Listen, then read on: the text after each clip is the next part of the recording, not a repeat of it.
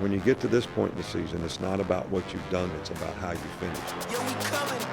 Go out here and take something that belongs to you. That's what you do. You go take what belongs to you. If I ever lose, then I swear to you that I've been the one, so give me the two.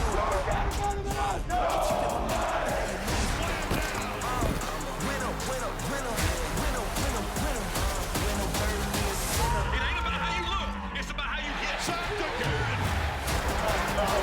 All about finding a way to play for championships. Yo, we coming.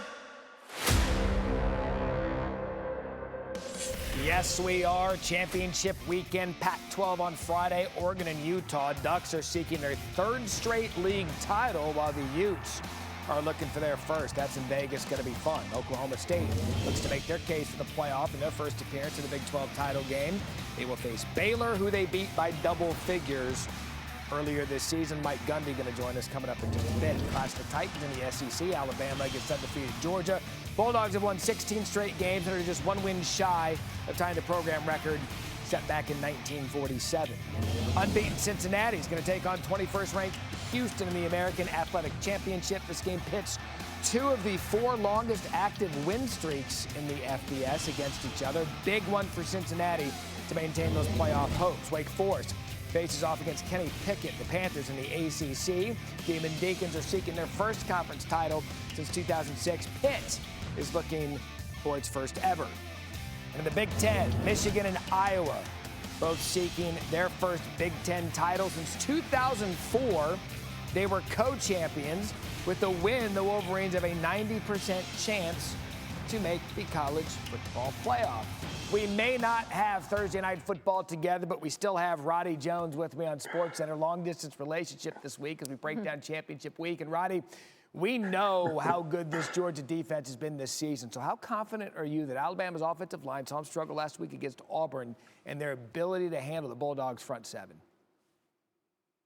Well, first off, Matt, I'm glad we were able to do this on Thursday because I don't know what I would have done without hearing your voice and seeing your face on a Thursday night. I would have been lost. Yeah. But the answer to your question, I don't have very much confidence in Alabama at all. And here's the reason. You look at Georgia up front on defense, and we talk a lot about Jordan Davis, and rightfully so, the force that he's been this year and the way he's led that Georgia defense. But it's not just him. It's Trayvon Walker. It's Nolan Smith. It's Devontae Wyatt. Then you throw in what Nakobe Dean's been able to do at that inside linebacker spot, his ability to make plays on the other side of the line of scrimmage. And I'm concerned about Alabama. I mean, this is a team last week that gave up 7 sacks, only rushed for 37 yards. That came 3 weeks after they only rushed for 6 yards against LSU. This is by far the best front that they've faced all year. So I don't have a ton of confidence that Alabama's going to be able to handle that Georgia front seven. Add to that, Georgia enters the SEC championship game allowing just 6.9 points per game this season. That is absolutely absurd how good their defense has been. You know that being a Georgia Tech guy, 45-0 a week ago.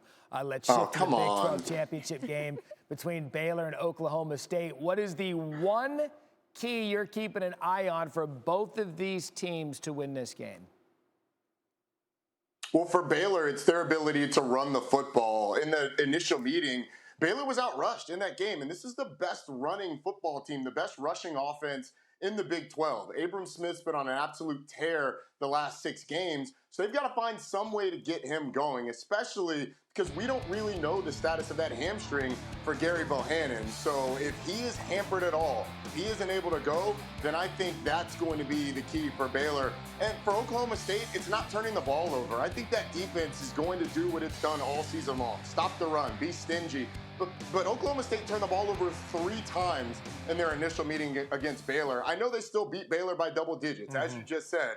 But 3 turnovers is living dangerously. You don't want to do that in a championship game. So hold on to the football for Oklahoma State. You'd mentioned the rushing between these two teams when they met in October. Oklahoma State outrushed Baylor 219-107 in the win. We'll see if they try to make that a priority. We'll have Mike Gundy coming up live on SportsCenter in just a bit.